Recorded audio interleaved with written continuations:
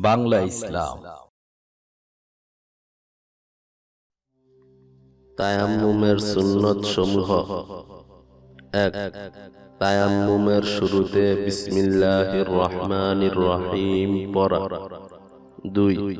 মাটিতে হাত রাখার সময় আঙ্গুল সমূহ ফাঁক করে রাখা। ৩.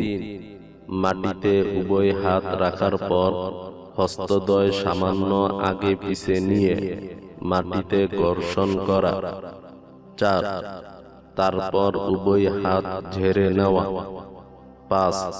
তায়াম্মুমের অঙ্গসমূহ মাসেহ করার সময় ধারাবাহিকতা বজায় রাখা, অর্থাৎ প্রথমে সমস্ত মুখমণ্ডল, তারপর উভয় হাত কনুই সহ মাসেহ করা। ৬. চেহারার পর হাত মাসেহ করতে বিলম্ব না করা। বাংলা ইসলাম।